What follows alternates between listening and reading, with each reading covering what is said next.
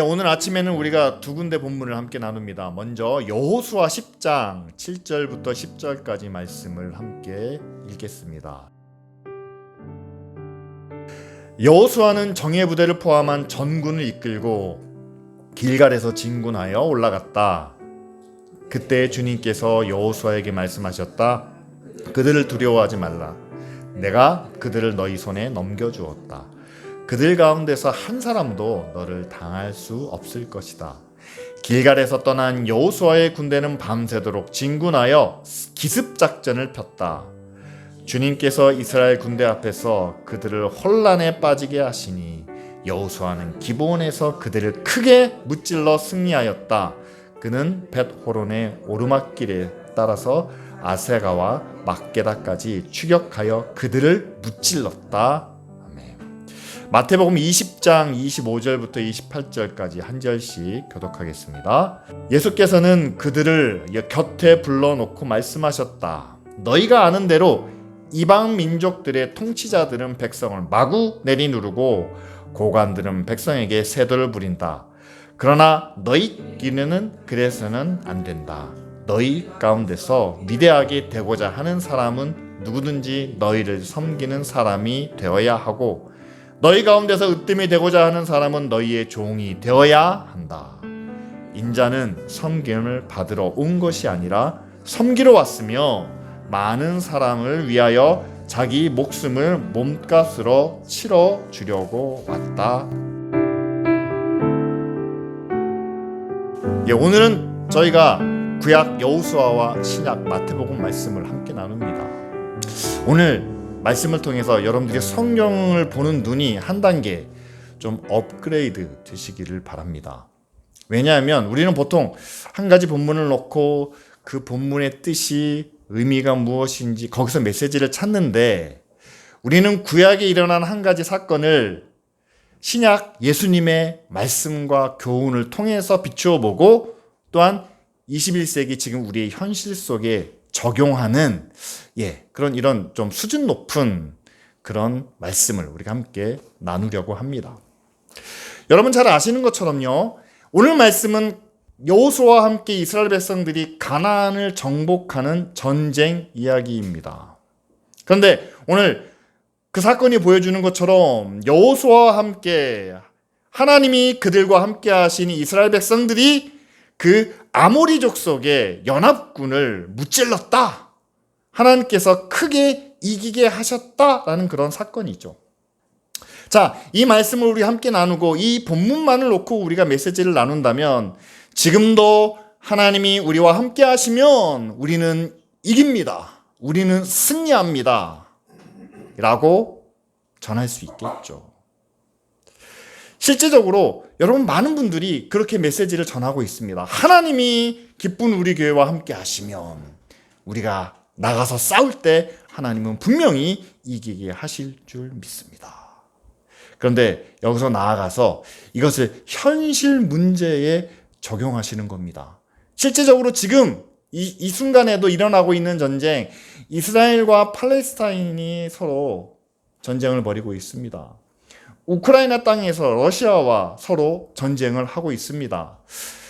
서로 죽이는 전쟁은 아니지만 지금 미국과 중국이 대립하고 있습니다. 경제적으로, 무역으로, 또한 기술, 첨단 기술로 서로 치고받고 싸우고 있지 않습니까? 그런데 이런 모든 현실적인 문제에 대해서 이 중에서 하나님이 함께 하시면 누가 하나님 편입니까? 우리는 너무 1차원적으로 판단하는 거예요. 이스라엘이 하나님과 함께 하시고 우크라이나 쪽에 하나님이 함께 하시고 왜냐하면 러시아는 아닌 것 같으니까요. 공산주의 국가니까요. 하나님이 미국과도 함께 하셔서 하나님이 이들과 함께 하시면 이들은 반드시 이 전쟁에서 이길 것입니다. 라는 그런 메시지로 우리가 오해하거나 착각할 수 있다라는 사실이죠. 그런데 여러분 오늘 이 여호수아의 말씀을 우리는 조금 더 깊이 생각할 필요가 있습니다. 여호수아가 이스라엘과 함께 전쟁에서 승리했던 이유는 두 가지 이유가 있어요. 하나님께서 그 전쟁을 이스라엘에게 허락하셨다라는 사실입니다. 이스라엘로 하여금 여호수아에게 말씀하셨어요. 가서 이 땅을 정복하라라고 말씀하셨다라는 사실이죠. 두 번째로는 그들만 전쟁터에 나간 것이 아니라 그들이 하나님과 함께하고 있다는, 하나님이 우리와 동행하신다는, 임재하신다라는 것을 그들은 늘 기억하고 그 전쟁에 임했다라는 사실입니다. 그렇다면 우리가 이 두 가지를 지금 우리 현실 속에서도 한번 비춰봐야 되지 않겠습니까? 하나님께서 과연 가자 지구에서 일어나고 있는 이스라엘과 팔레스타인의 전쟁을 하나님께서 과연 허락하셨는가? 두 번째로는 우크라이나가 러시아와 전쟁을 벌이면서 과연 하나님이 우리와 함께 하신다라는 그런 믿음을 가지고 서로 싸우고 있는가? 저는 이 두 가지 질문 모두 다 부정적인 결론에 도달할 수밖에 없습니다. 따라서 그 어떤 전쟁도 그들이 유대인이기 때문에, 또한 미국이 We Trust in God이라는 그런 화폐를 사용하고 있기 때문에 이 전쟁에서 반드시 승리한다라는 그런 결론을 내릴 수는 없다라는 사실이죠. 성경에서는 분명하게 말씀하고 있습니다. 하나님이 허락하신다면, 그리고 하나님이 함께 하신다면. 따라서 지금에 일어나고 있는 모든 전쟁에 대해서 우리는 구약의 사건을 놓고 그것에 비추어서 결론을 내릴 수는 없다는 사실이죠. 저는 이 예를 통해서 함께 그 결론에 도달하려고 합니다. 저는 어렸을 때 삼국지를 읽었는데, 그때 보면은 위오촉 세 개의 나라가, 그 다음에 유비와 관우와 장비, 그 다음에 조조가 서로 이렇게 싸우는 그런 전쟁 이야기가 삼국지에 재미있게 기록되어 있습니다. 그들은 전쟁을 통해서 영토를 확장하고 그리고 자기의 나라를 세우는 그런 목적으로 서로 싸우고 그에 따른 희생이 발생할 수밖에 없었죠. 그렇지만 그것을 가지고 몇 명의 군사가 죽임을 당했다는 것을 놓고, 그것을 놓고 윤리적이나 도덕적인 그런 기준으로 우리가 평가하고 있지는 않습니다. 왜냐하면 나라를 세우는 일이기 때문에. 근데 여러분, 지금 오른쪽에 있는 뉴스의 내용은 이겁니다. 21세기인 지금도 중국이 자신들이 대국이라는 그런 의식을 가지고 굴기라는 어떤 메시지를 전달하면서 자신의 영토뿐만 아니라 자신들의 세력을 확장시키려고 합니다. 그래서 대만을 위협하기도 하고 남중국해를 차지하기 위해서 필리핀이나 다른 나라들을 위협하기도 하죠. 같은 목적입니다. 자신들의 영토와 세력을 확장하기 위해서. 그런데 BC 700년의 삼국지의 상황은 우리가 윤리적인 잣대로 평가하고 있지는 않지만, 그러나 21세기는 분명히 이것은 잘못됐다라고 우리가 지적할 수 있겠죠. 왜냐하면 여러분, 그때는 나라를 세우는 시대였고 지금은 그렇지 않기 때문입니다. 시대의 다름을 우리는 바르게 평가해야 한다는 사실이죠. 같은 논리를 우리가 성경 이야기에도 한번 접목시켜 보려고 합니다. 우리가 함께 읽은 여호수아의 말씀은요, BC 15세기예요. 지금으로부터 약 3,500년 전, 그리고 족장 시대 이야기입니다. 각 마을마다 족장이 있어요. 그리고 그 족장이 자기 세력을 모아서 지도자가 되면 그를 왕으로 부르는 그런 시대입니다. 그런데 팔레스타인 지역에 애굽에 살던 이스라엘이라는 한 민족이 지금 이동 중에 있습니다. 그리고 자기들도 그곳에서 터를 잡고 뿌리를 내리겠다. 땅이 필요하죠. 주변 부족들로부터 공격받지 않으려는 그런 세력이 필요하겠죠. 근데 거기에 여호와 하나님께서 그들에게 그 땅을 허락해 주십니다. 그렇기 때문에 자신들이 살기 위한 영토를, 또한 세력을 얻기 위해서 주변 다른 부족들과 전쟁을 벌이는 그런 모습이 사실 여호수아에 기록되어 있는 그런 내용이죠. 그렇다면 여러분, 오른쪽에 보이는 것은 지금 팔레스타인 지역의 가자 지구에서 일어나는 그런 전쟁의 모습입니다. 저는 일단 목적이 여호수아와 다르다라고 봅니다. 자신들이 살고 싶은 땅을, 살기 원하는 땅을 얻기 위한 것이 아니라 옆에 있는 다른 부족들이 걸리적거리니까 자신의 권력을, 힘을 과시하기 위한, 자신들이 살아남기 위한 그런 전쟁이 아닌가. 자신들이 살아남는 것과 동시에 그 사람들도 함께 살아야만 된다는, 공존해야 된다는 그런 의식이 없이 그들이 어떤 피해를 당하든 어떤 결과를 맞든 간에 거기에와는 배려함 없이 자신들의 입장만을 추구하는 그런 이유 때문에 전쟁을 벌이는 것이 아닌가. 우크라이나도 그렇고 뿐만 아니라 중국이나 다른 나라들도 이 무력을 사용하려는 그런 목적을 가진 21세기의 모든 상황들은 다 자국의 이익과 또한 권력을 위한 그런 전쟁을 그들은 의도하고 또한 함께 계획하고 있다라는 사실입니다. 여러분, 3500년입니다.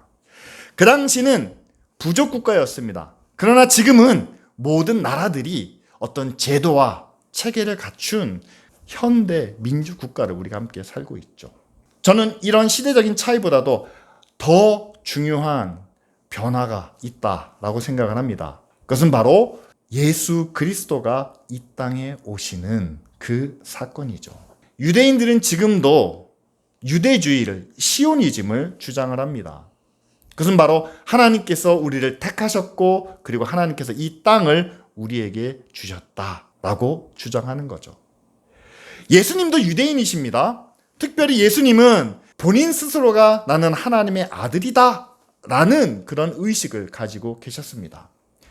유대인으로서, 하나님의 아들로서 하나님께서 나에게 주신 것을 분명히 알고 계셨지만, 그러나 내가 하나님께로부터 받은 것을 내가 얻기 위하여, 그것을 차지하기 위해서 어떤 특혜나 권리를 주장하지 않으셨다라는 것을 우리는 말씀을 통해서 깨닫게 됩니다. 예수님께서 어떤 권리를 요청하는 장면이 여러분 복음서에 나타나 있나요? 예수님께서 나는 하나님의 아들이니까 너희들은 나를 이렇게 섬겨라, 나는 이런 권리가 있다 라고 본인을 남들보다 더 우위에 놓는 예수님의 말씀이 한 구절이라도 있나요? 아니요. 예수님은 어떤 그런 권리나 특혜를 주장하시지 않고 오히려 사도 바울이 이야기하지 않습니까? 하나님의 아들이시지만 하나님의 아들로서 역임을 받지 않으시고 오히려 섬기는 종의 자리로 내려오셨다라는 말씀을 전하고 있죠. 그것이 바로 하나님의 아들이신 예수 그리스도의 십자가가 이 땅에 우리가 마땅히 차지해야 될 권력과 특혜를 과연 어떻게 사용해야 되는지 우리에게 분명히 보여주고 계십니다. 구약에서 말하는 구원은 그겁니다. 다윗의 왕국이 이루어지는 것을 그들은 구원이라 여겨졌습니다. 구약의 모든 말씀이 역사서를 통해서 다윗이 세운 그 나라가 하나님의 구원을 이루는 정점에 표현되고 있죠. 그러나 예수 그리스도를 통해서 이루는 신약의 구원은 그것과는 다릅니다. 다윗의 나라를 다시 회복하는 그런 목적을 갖고 있지 않습니다. 오히려 예수님이 전하는 말씀을 보면은요, 하나님의 나라가 자신을 통해서 이 땅에 임한다라고 하면서 예수님께서 예수님 이후의 역사에 대해서 예언하시는 장면이 마태복음 24장에 나오지 않습니까? 성전이 무너질 것을 말씀하십니다. 그 땅에 하나님의 진노가 임할 것을 이야기하고 있습니다. 하나님의 나라, 하나님의 땅이 보이는 다윗의 왕국과 예루살렘 성전으로 이루어지지 않고 오히려 그것이 무너짐을 통해서 하나님의 나라는 다른 방식으로 이루어진다는 사실이죠. 그래서 다윗의 왕국, 하나의 국가 중심의 구원이 아닌 하나님의 구원은 바로 개인의 생명을 통해서 단지 살아있는 것이 아니라 한 개인으로서 인정을 받는 인격을 존중하는, 그래서 예수님의 말씀 중에 그런 얘기가 있잖아요. 사람이 온 세상을 얻어도 자기 목숨을 잃으면 무슨 소용이 있느냐라고 말씀합니다. 그러니까 내 목숨이 그만큼 중요하다는 사실이죠. 그런데 내 목숨만 중요합니까? 아니요. 내 주변에 있는 가장 작은 연약한 그 한 사람의 목숨도 중요합니다. 그래서 산상수훈에 네 주변에 있는 소자 한 사람을 실족시키면 차라리 너는 연자맷돌을 목에 메고 바다에 뛰어들어라, 이렇게 말씀하시지 않습니까? 따라서 정말 예수님께는 천하보다도 한 영혼이, 한 작은 자의 생명이 그만큼 소중하다는 사실이죠. 뿐만 아니라 예수님은 그 한 영혼을 얻기 위해서 스스로 십자가를 지시는, 권력이 있는, 힘이 있는 앞선 사람이 자기 밑에 있는 한 영혼을 위해서 기꺼이 희생하고 섬기는 그런 모습들을 우리에게 말씀해 주고 계신다. 자, 이런 예수님의 가르침을 놓고 봤을 때 여러분, 과연 한 나라가 그 나라를 유지하기 위해서 젊은 병사들을 전쟁터에 보내서 그 영혼, 그 병사들의 희생과 그 피 흘림을 통해서 우리가 더 굳건한 나라를 세우자라는 것이 예수님의 가르침과 예수님의 가치에 합당한가? 결코 그렇지 않다는 사실이죠. 성경은 절대로 지금 우리 시대의 전쟁과 생명의 희생을 정당하다라고 말하고 있지 않습니다. 그렇다면 여러분, 과연 예수님은 그런 어떤 나라를, 어떤 구원을 우리에게 말씀해 주시고 있을까? 우리는 우리가 함께 읽은 마태복음 20장 말씀을 통해서 예수님께서 우리에게 말씀하시는 그 나라와 질서와 체제를 이해할 수 있습니다. 이 말씀은 어디서 출발이 됐냐면요, 세베대의 두 아들이 예수님의 제자입니다. 바로 요한과 야고보죠. 그들의 어머니가 예수님께 찾아와서 이런 부탁을 드립니다. 만일 주님의 나라가, 예수님의 나라가 이 땅에 임하면 내 두 아들 중에 하나는 주님의 오른편에, 하나는 주님의 왼편에 앉게 명하기를 원합니다. 라고 이렇게 요청하는 거죠. 자, 이 요한의 모친이 예수님을 통해서 하나님의 나라가 임할 것에 대한 기대와 소망이 있었습니다. 바로 예수님을 하나님의 아들로 믿었다라는 사실이죠. 하지만 그 여인이 바라봤던 하나님의 나라는 그들이 종전에 유대인들이 바라는 다윗의 왕국, 이 땅의 나라가 이스라엘이 다시 회복되는 그런 나라와 별반 다르지 않았다라는 사실입니다. 예수님을 믿었음에도 불구하고, 예수님의 모든 말씀과 가르침을 들었음에도 불구하고 그가 바라는 하나님의 나라는 회복된 다윗의 왕국과 별반 다르지 않았다. 그에 대해서 예수님께서 이렇게 말씀하시죠. 과연 너희가 내가 마시는 잔을 마실 수 있느냐? 이 잔은 예수님이 앞으로 당하실 고난을 상징적으로 나타냅니다. 그들이 마실 수 있다라고 대답은 하지만 너희는 너희가 구하는 것이 무엇인지를 알지 못한다라는 그런 완곡한 부정을 통해서 그들의 요청을 거절하고 계시죠.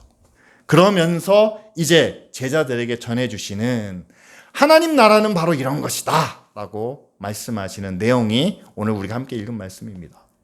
하나님의 나라는 지금 우리가 살고 있는 세상의 질서와 규칙과 체계와 정반대되는 모습이다 라는 것을 우리에게 분명하게 보여주시죠.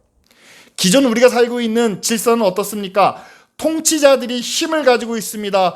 권력을 가지고 있습니다. 선한, 의로운 통치자라면 이렇게 함부로 하지는 않겠죠.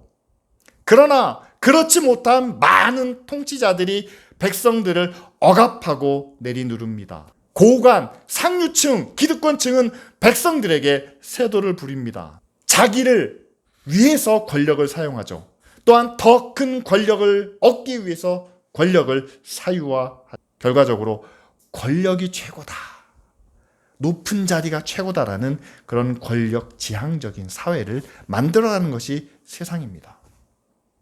그런데 예수님께서는 제자들에게 너희는 그렇지 않다. 우리가 잘 아는 대로 크고자 하는 자는 섬기는 자가 되고 으뜸이 되고자 하는 자는 종이 되어야 한다라고 이렇게 말씀해 주고 계십니다. 근데 우리는 이 말씀을 부분적으로 이해하기를 원해요. 우리의 모든 삶이 섬기는 자가 되고 종이 되는 모습이 아니라, 자, 우리도 똑같이 지금 기존에 살고 있던 이 세상에 살면서 권력을 추구하고 높은 자리를 추구하고 우리 이익을 추구하지만 우리가 이 말씀을 들을 때, 이 말씀을 실천하고자 할 때 잠시 낮아지고 섬기는 자가 되면 하나님의 뜻을, 하나님의 구원을 이루는 것이 아닌가. 우리의 전체 삶이 낮아지거나 섬기는 자리에 가는 것이 아니라, 우리의 체제를 완전히 뒤집어 엎는 것이 아니라 세상에 살면서 우리는 잠시 이런 활동을, 이런 행동을, 이런 자선을 베풀면 하나님의 뜻을 이루는 것이 아닌가. 우리는 그렇게 이해하려고 한다는 사실이죠. 그래서 교회가 봉사를 하고 교회가 섬기는 일을 하지만 그 교회가 변하지 않는 것은, 그 교회가 뒤집어지지 않는 것은 그 교회 자체가 세상의 체계와 다르지 않다라는 사실입니다. 너희는 그렇지 않다라고 말씀하시잖아요. 교회는 그렇지 않습니다. 교회는 권력이나 성공이나 이익이나 이런 것들을 목표로 하지 않습니다. 교회적 언어로 표현할까요? 교회는 성장이나 부흥이나 잘 되는 것을 목표로 삼지 않습니다. 나아가 예수님께서는 자신을 위해서 무엇을 구하시지 않았다는 거죠. 대신에 자신이 하나님께로부터 받은 것을 어떻게 사용할 것에 대해서 항상 기도하시고 또한 그에 대해서 깨어 계셨다. 그렇다면 교회는 어떻게 해야 됩니까? 우리가 하나님께 받은 것이 있습니다. 많아도 좋고 적어도 많으면 많은 대로, 적으면 적은 대로 우리는 이것을 어떻게 사용할 것인지, 더 많은 것을 얻기 위해서 어떻게 노력할 것인지가 세상의 추구고 세상의 길이라면, 우리는 하나님께로 받은 것을 어떻게 사용하고 어떤 목적을 위해서 쓸 것인지를 더 찾고 구하는 것이 바로 하나님의 나라를 이 땅에 이루는 그런 길과 방법이라는 사실이죠. 이런 세상과 다른 생각을 가지고 나니까 여러분, 우리가 살면서 경험하는 그런 세상의 전쟁, 대립과 싸움, 또한 갈등을 야기시키는 모든 그런 경쟁적인 부분들이 진짜 모습을 드러내는 것 같지 않습니까? 우리는 영적 전쟁이라는 말을 씁니다. 그리고 성경에도 믿음의 선한 싸움을 싸우라라고 이렇게 말씀하고 있습니다. 그렇다면 우리가 싸워야 할 영적 전쟁과 믿음의 선한 싸움의 진짜 의미는 무엇일까요? 여러분, 이것을 생각할 때 기존에 있는 마인드를 생각하면요, 우리는 영으로 이슬람을 정복해야 되고 불교를 무찔러야 되고 안 믿는 사람과 함께 갈등과 대립을 통해서, 그러나 그들이 우리 앞에 엎드릴 수 있도록 만들어야 됩니다. 그것은 세상의 질서와 규칙과 체계를 그대로 반복하고 있는 그런 메시지라는 사실입니다. 근데 우리는 그렇지 않다는 거예요. 기독교가 이슬람보다 크고자 한다면 오히려 그들을 섬겨야 된다라고 말합니다. 믿는 사람이 안 믿는 사람들의 으뜸이 되고자 하면 먼저 그들의 종이 되어야 한다라고 말합니다. 무엇을 얻고자 하는 것을 구하는 것이 아니라 우리가 하나님께로 받은 것을 어떻게 사용해야 하는지를 우리는 찾고 구해야 한다라고 말하죠. 그렇다면 여러분, 우리는 무엇을 위해서 싸웁니까? 하나님의 구원을, 그리고 하나님의 나라가 이 땅에 이루어지기를 위해서 우리는 함께 싸워야 한다는 사실이죠. 정말 영적인 싸움이라면 예수님께서 우리에게 보여주신 것이 참 영적 싸움인 줄 믿습니다. 제자들과 함께 다니시면서 예수님은 답답하시지 않았겠습니까? 하지만 답답함에도 불구하고 그들을 마냥 꾸짖고 야단치기보다는 예수님께서 직접 그들을 섬기시는 모습이 성경 곳곳에 나타나고 있죠. 그리고 마지막 순간에는 그들을 위해서 발을 씻겨주시고 그리고 십자가에서 죽으시는. 그런데 여러분, 우리가 이렇게 이것이 진짜 영적 싸움이다, 그것이 믿음의 선한 싸움이다 라고 말하니까 지금 우리가 살고 있는 우리 사회의 이런 경쟁적인 구도와는 전혀 다르다는 것을 고백할 수밖에 없습니다. 그리고 이 싸움을 통해서 우리가 얻을 수 있는 게 뭡니까? 여러분, 세상을 섬김으로 우리가 부자가 될까요? 우리가 그들의 종이 되면서 승진할 수 있을까요? 높아질 수 있을까요? 영적 싸움의 결과는 세상의 승리와 성공이 아닌 영적인 것이어야 한다라는 사실이죠. 그리고 앞에서도 말씀드린 것 같이 예수님께서 말씀하시는 그런 가치와 또한 예수님께서 말씀하시는 하나님의 나라를 생각해 본다면 이 땅에서 어떠한 희생도, 사람들이 겪어야 하는 어떠한 고통도 그것은 하나님의 뜻이 아니라는 것을 우리는 다시 한번 살펴보게 됩니다. 여호수아와 함께한 이스라엘 백성들이 가나안 땅을 차지하면서 수없이 많은 생명들이 희생을 당했습니다.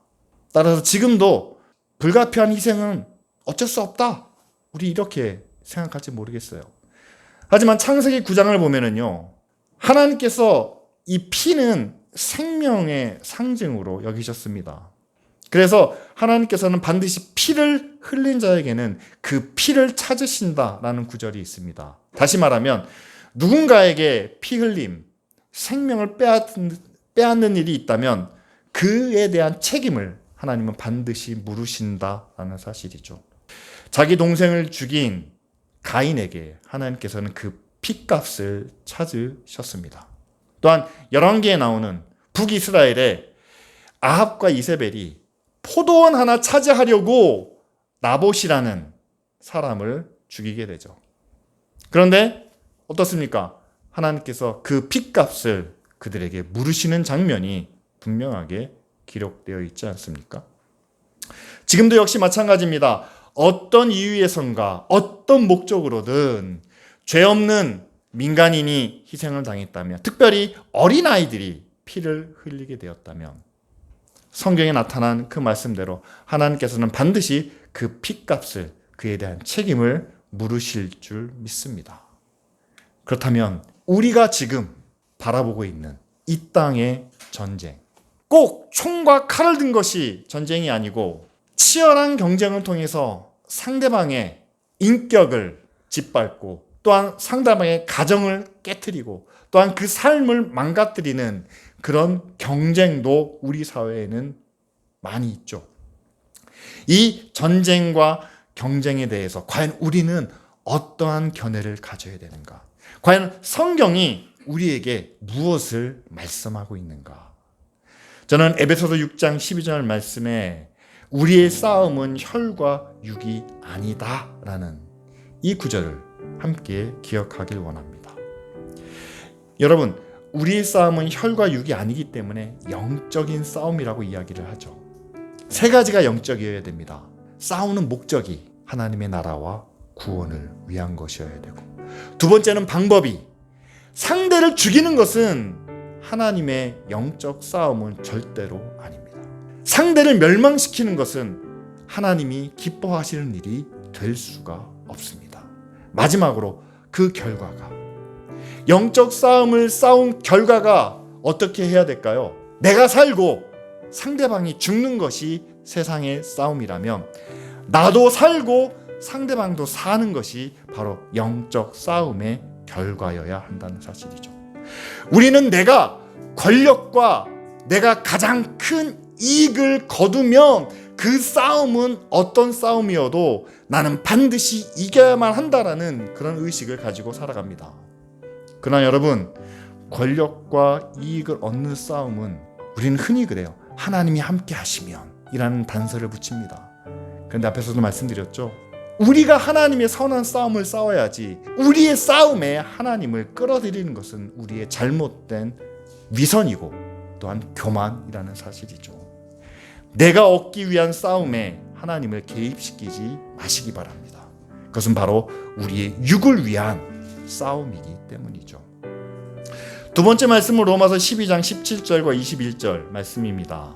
악을 악으로 갚지 말라는 거예요. 이건 구약에 나오는 말씀과 정면으로 위배되는 말입니다. 이는 이로, 눈은 눈으로 갚으라는 것이 모세의 율법이라면 신약에서는 그것을 뒤집고 있습니다. 악을 악으로 갚지 말고 오히려 선으로 악을 이기라 라고 말씀하죠.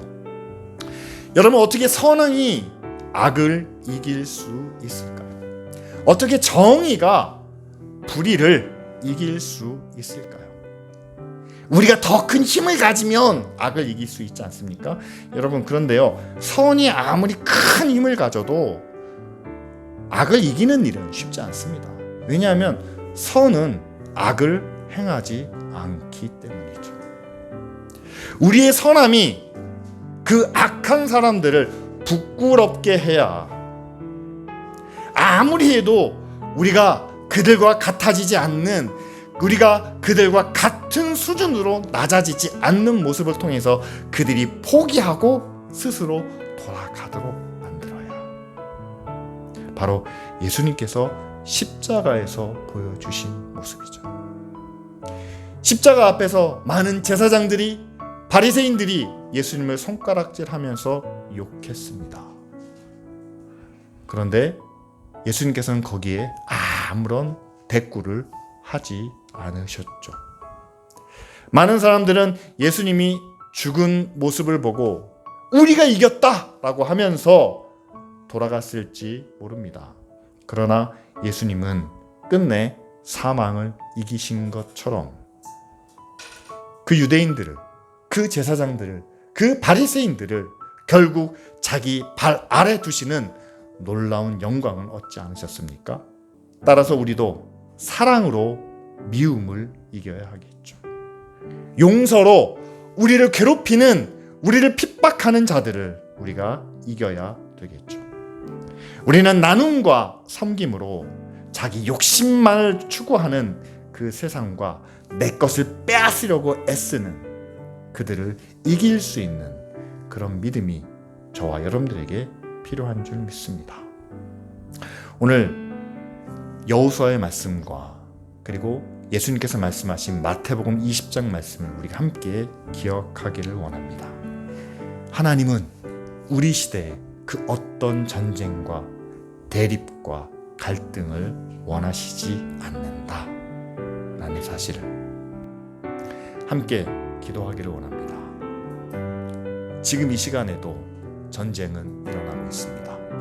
그러나 우리가 하나님 앞에 구해야 되는 것은 이 싸움에서 이기는 편을 찾고 이기기를 바라는 것이 아니라 더 이상 희생을 야기시키는 이 전쟁이 그칠 수 있는 방법을, 무리한 경쟁을 통해서 망가지는 이 사회와 이 나라를 다시 회복시키는, 더 이상 전쟁도 경쟁도 없는 하나님의 나라가 이 땅 가운데 임할 수 있도록 우리 이 시간 다 같이 함께 기도로 나아가겠습니다.